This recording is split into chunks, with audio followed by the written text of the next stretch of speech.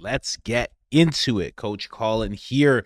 It's very interesting that I've been getting into this whole UAP, UFO demon thing, and and for those of you that don't know, aliens being demons, that whole theory of things. But I've been touching on this quite a bit, and this is no different this episode because okay, I heard about my video being used by Jesse on Fire. So I went to check the video out, and he was talking about some kind of alien invasion. So then I look up that article and I'm like, okay, this is like one article, whatever. And then I look it up and there's a bunch of people talking about an alien invasion possibly coming and something that looks like they thought it was an asteroid of sorts at first, but then these actual Harvard doctors, astrophysicists were like, no, this has the markings of something intelligent. I was like, okay, this is very odd.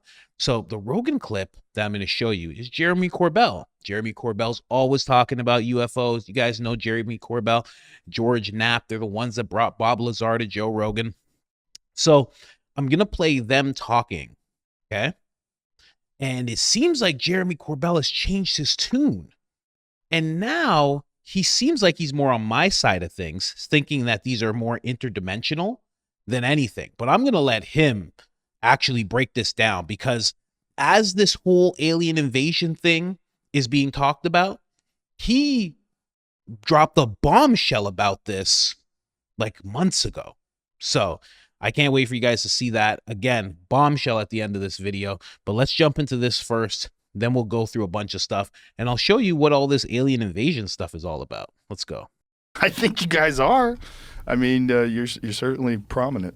Can I get the mic turned up on this bad boy? Yeah, there's a little thing right Oh, there. shit. You could hear your own voice. There's a volume knob right there. There we Excellent. go. We're up. It's exciting times. It is. It's very exciting times. I've said it a few times that I never thought I would see it in my life. I would just keep plugging away this is my 36th year doing this, chasing this crazy story. I never thought it would make this much progress. Still a long way to go, but... Are you apprehensive at all that some of the stuff that they're releasing is bullshit? Of course. Of wait, course. Wait, who's releasing? I mean, when you see these the Pentagon's talking about it, when, intelligent officials, you ever wonder whether or not it's disinformation? Yeah. You want to go ahead? So, yeah, I'll take that first. Yeah, I've heard you kind of talk about that a bunch, Yeah. And I think it's a very healthy suspicion to have. My perspective is a little different in that people are always coming at me with fake information, like every day, all the time. But the people in government that we have been able to kind of interface with, I wish there was an adult in the room. I wish that this was orchestrated through the media. It would give me some sort of hope that someone has some sort of control on this, and that has not been my experience. Okay, what is your experience? Like, what do you... That's an interesting thing to say. Like, you hope there's an adult in the room. You hope that it is some kind of hoax, that someone is orchestrating this. But he says orchestrated through the media. Here's the thing, though, and it's interesting because he's a very out there guy. He has some very out there ideas and theories and what he believes, but doesn't really comprehend that there could be someone above the people that he's working with, right, and getting information from, that are orchestrating things, and that it is done via the media, via the people he's talking to, via, whether you want to call it shadow or the people behind the scenes, all of that is possible. They are very much capable of orchestrating it, so much to the point where they could use him if they wanted to. And that's just me. I'm not saying that's what's up. I'm just saying that's how deep it goes. So to think for a second that it's like, oh, I wish, but this is all just real deal Holyfield. Believe you me. It's like, I don't know, man. You really think you know what I mean? There's things we don't know about. There's black budgets there's black hole budgets that we'll never know about, ever. No matter what alien race appears in front of us one day, we'll never know about it. Anyway, let's keep going. What's your impression of how it's all happening? It's a big question. I don't know where to start on that, but here's what I know. I know that there are people in government that want some level of disclosure on whatever this is without defining it. Just there should be oversight. So I know that to be true. There are good people that think that people are running amok and there must be oversight, not just financially, but if these types of technologies actually exist. Right. Who's in control of them and why? And who has access to them and why? I mean, we have a history of disinformation and misinformation put out to the public and to Congress by the intelligence community, by the Pentagon. They lie all the time. It's part of the turf. It's part of the job. But for them to then go into closed-door briefings with members of Congress, with the oversight committees who handle their budgets, for them to lie about that, that's another matter. And I don't think they would because they could get busted for it. A lot of stuff is coming out now, and I know we get asked all the time, who's behind this push? You know, it looks like it's one big movement as opposed to a bunch of different things that all happened in approximately the same time. It's kind of been organic. Different people have come forward, and it encourages other people to come forward as opposed to somebody doing a master manipulation of the whole thing. What resistance is there to this information getting out? I gotta interrupt again. I just think that they wouldn't know if there was some kind of like, it seems like one big push. Well, it is one big push. I mean, here's the thing. Here's a little tidbit for you guys. You know, sometimes you're wondering why you're going through the things you're going through in life. I don't care if you believe in God or whatever you believe in. I'm saying God, but you're like, God, why are you doing this to me? I want to see the plan. I don't understand the plan. But you know why you can't see the plan sometimes? Because you're in it. You don't have the bird's eye view of the plan. You're in it. So you're like, oh, God, show me the plan. But it's like, you're in it. It's like a fish saying, show me the ocean. It's like, you're there already. So for him to be like, oh, well, you know, it seems like one big push. It's like, you're in it. No one could, even if you knew for sure, which I don't, if you knew for sure that it was some orchestrated thing, you couldn't explain that to him. He wouldn't understand. That's like if you explained to me, if you were like, do you know the CIA's been using you? I'd be like, what are you talking about? I'd be like, there's no way. There's no possible way. I mean, what do you mean? I'm paying rent right now. I'm not rich. Like, what are you talking about? I wouldn't be able to comprehend it. If you told me my wife was my handler, I'd be like, no, she's not. I met her and we did it. What are you talking about? Sometimes you don't know. You're in the plan, so you can't see it. Just saying.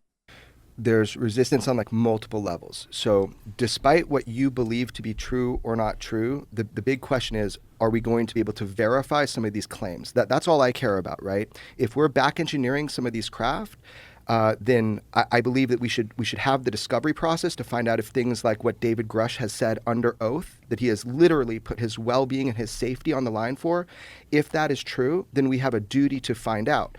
So the pushback comes from many levels. There's stigma. It's fucking huge, dude. Like it is political toxicity for some of these senators to even, you know, people don't want to know, they don't want me to say I ever talk with them. It's like a toxic environment politically, the UFO thing. Because everybody thinks it's bullshit, or you're a loon if you believe it. But not everybody, but quite a few people. Not just that, it doesn't help you get reelected, man. Right. And then when you start poking the bear and going into the oversight committees and the Senate Intelligence Committee and the, you know, all these things, they're like, whoa, this is our territory. Why are you, as Congress, pushing on us? Why are you doing that? Like, this is our job. We have clearances. So there's that kind of pushback, too. You look back at the beginning of the cover-up, you know, why did it happen? Why did it start? Well, if 1947, this gigantic wave of UFOs suddenly appear. You got Kenneth Arnold, you got Roswell, hundreds of sightings all over. We'd just come out of World War II, and our military is faced with a new threat that they really don't know what the hell it is. They start looking at it and try to figure it out, but they can't.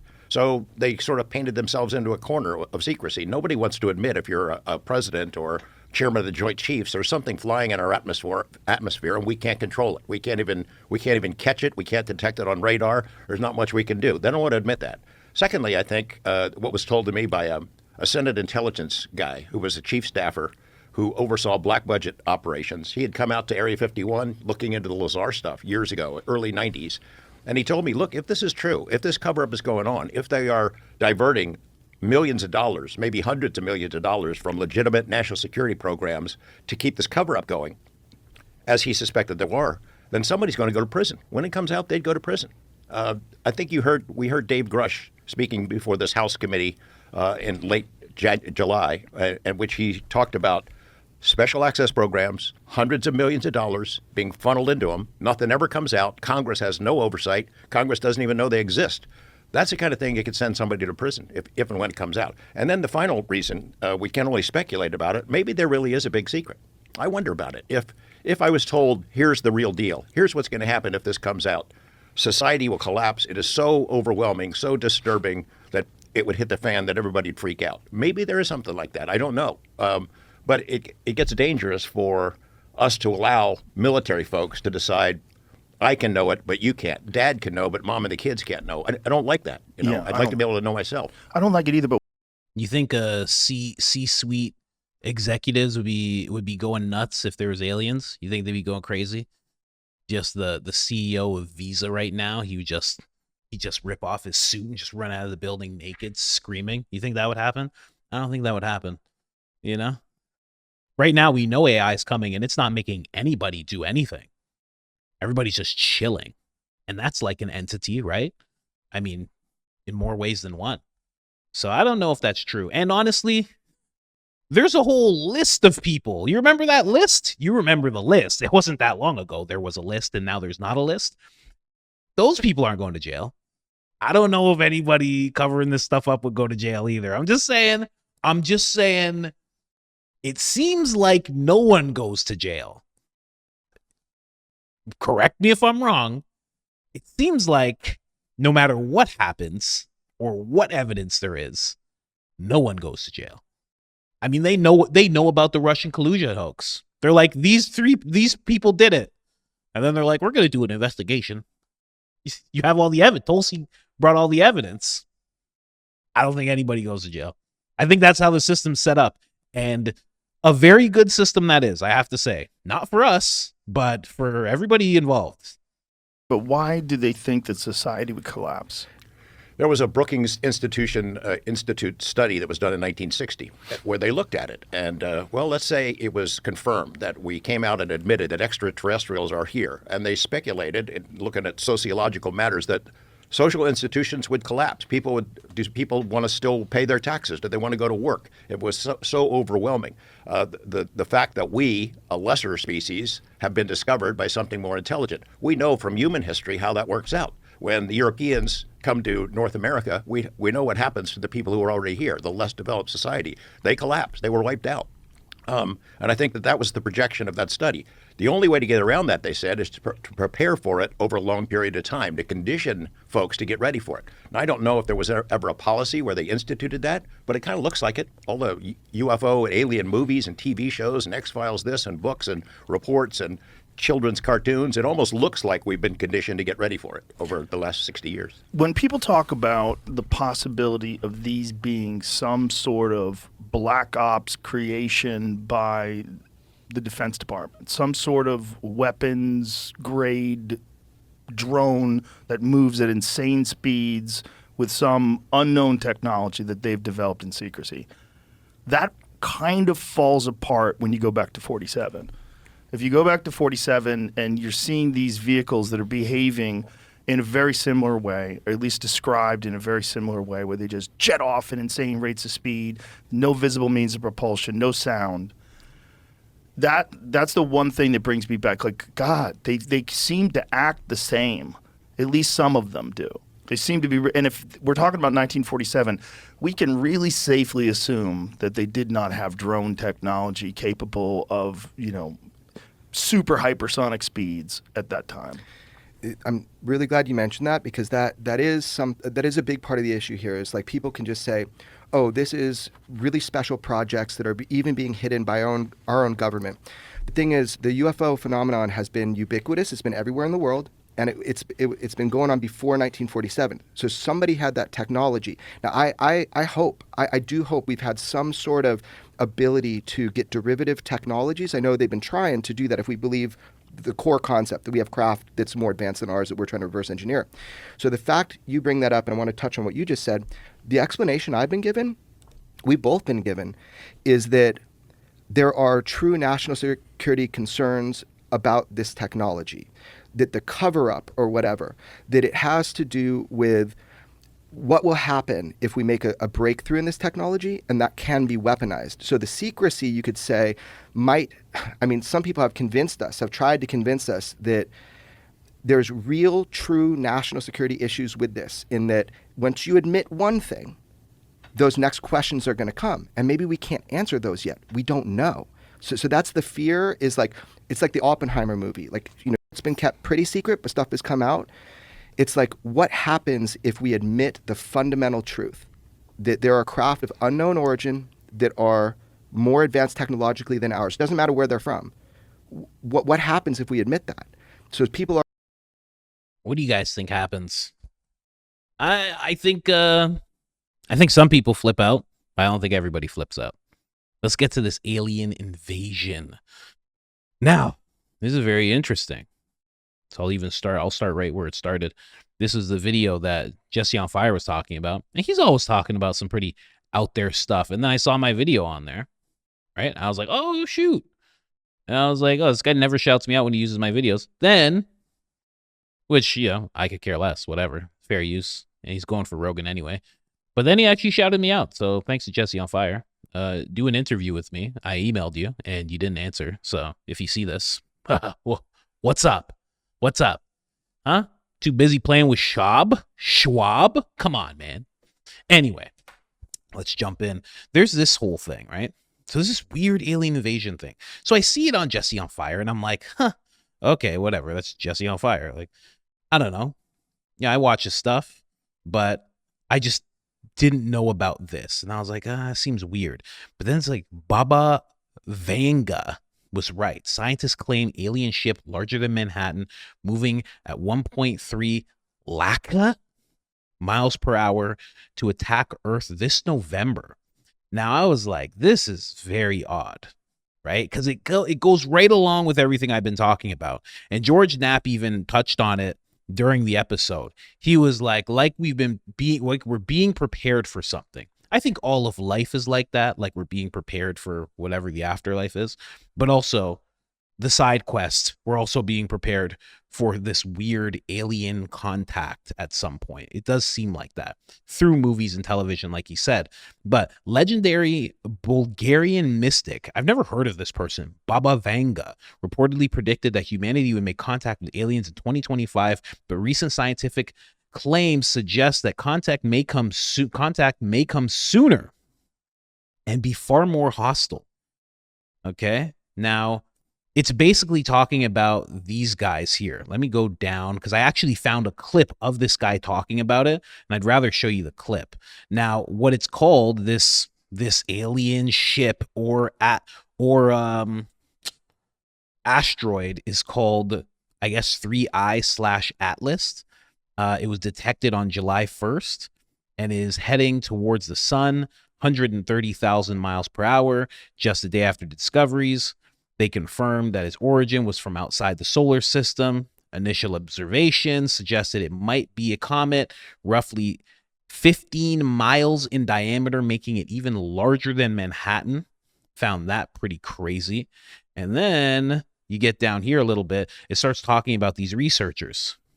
The researchers' names are Avi Lobed, Adam Hibbard, Adam Kral. Now, I think I got Avi actually talking about this. Let me see if I can find this clip for you guys really quick. And also just showing you as I'm going through it, everybody starts talking about this thing. They're all talking about possibly hostile, alien threat detected, unknown, interstellar. You know what I mean? All of them start talking about it. A new paper, Harvard professors suggest comet might be alien tech. And he's talking about it being basically, this Harvard professor is saying, based on how it's moving, how fast it's moving, and the fact that it's coming close to planets, it's going to be coming very close, but not quite. It's not moving exactly as chaotic as you think a meteor or comet would move, just going and hitting whatever and bouncing off of things and, doing whatever it does. It's not doing that. It's going very, very It's going right, it's going to be right close to planets and everything. And he's speculating that it might be dropping some stuff off. Then it's going to a point where it can't be seen by Earth anymore. And that's what's making them think this is all very intelligent. It doesn't seem very random. So let's jump in here. Oh, there he is. Perfect. So I found him talking about it. Check this out. So this is actually the Avi, Dr. Avi, that is. Let's go. I was a co-author on a paper with Adam Hibberd and Adam Crowell, where we said the orbit, the trajectory of this object appears to be quite remarkable. It arrives within 5 degrees of the orbital plane of the Earth around the Sun. And the chance of that happening randomly is 0.2%. And moreover, it will arrive closest to the Sun when the Earth is on the opposite side of the Sun.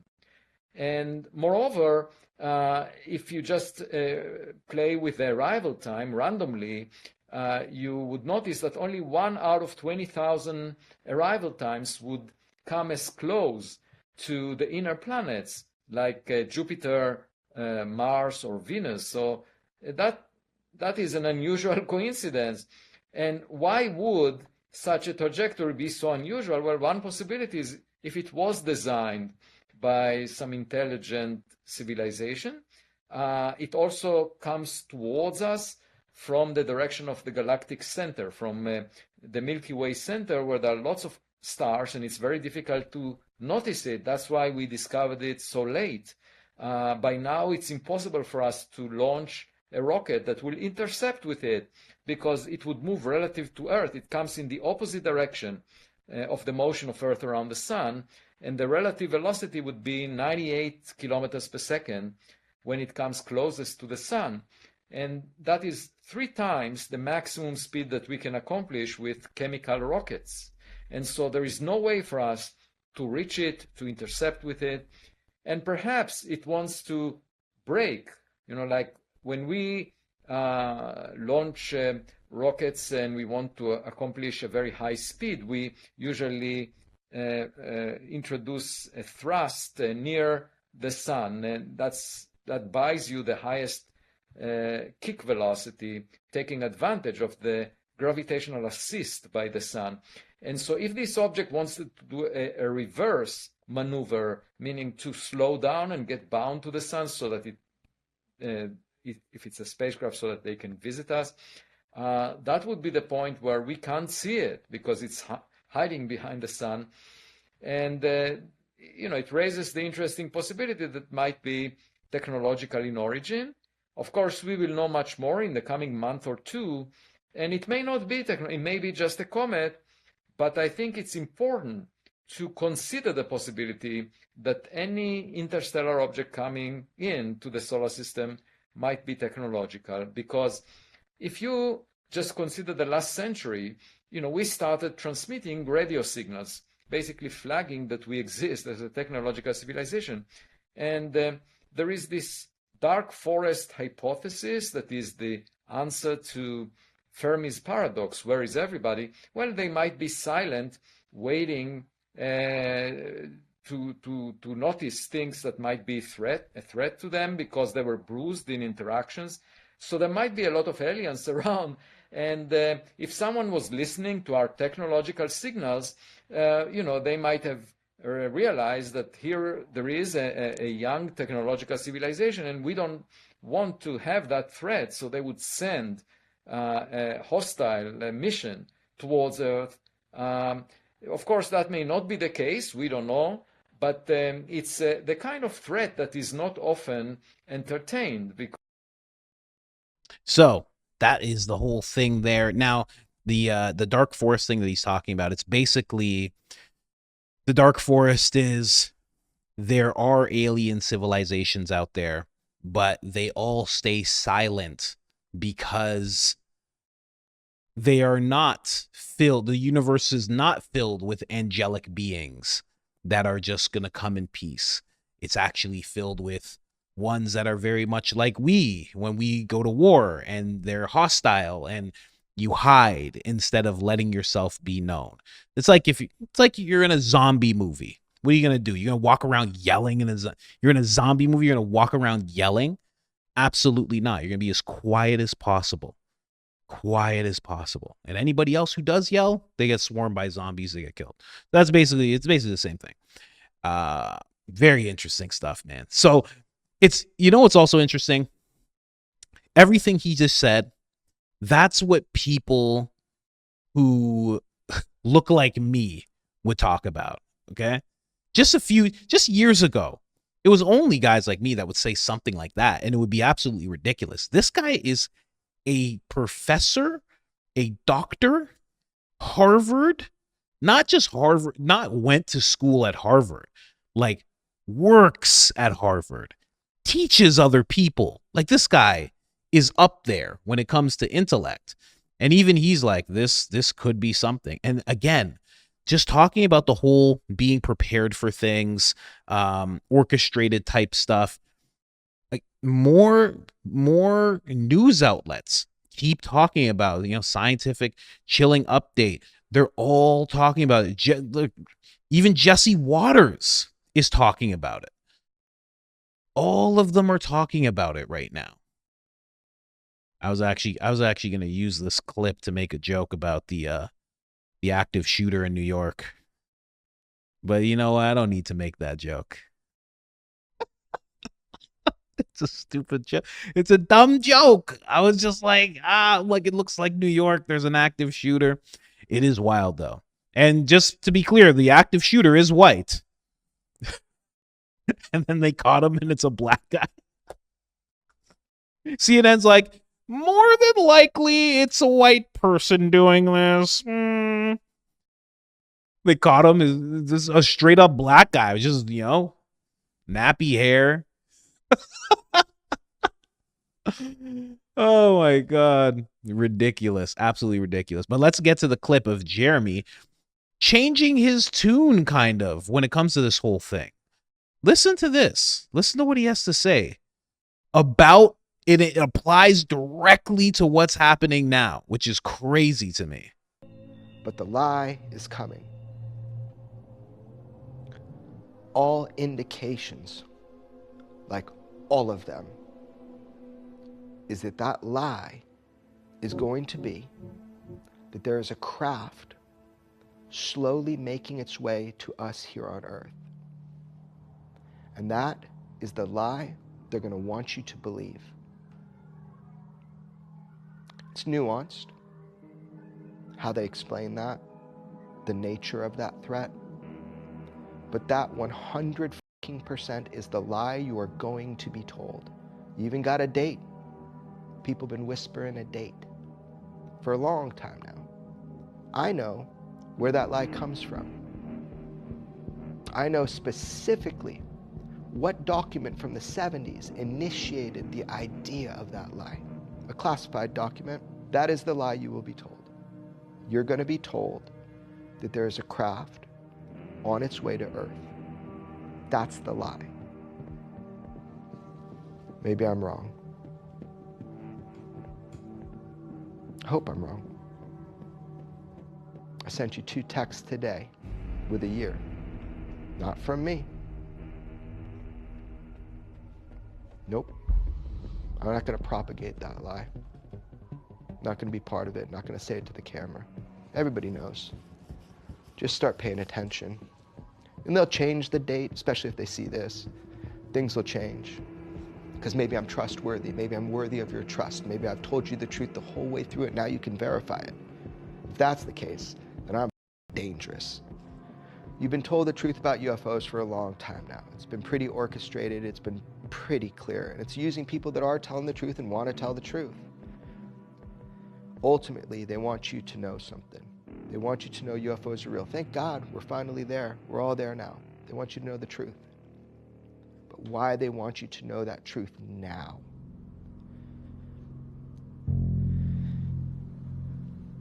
I hope I'm wrong, but it's terrifying. Think about it. Maybe it's good to get ahead of it. Call it out now before they do it. I'll be called crazy. That's okay.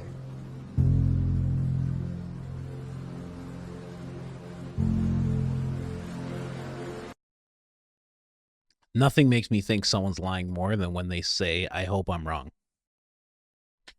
I don't know why.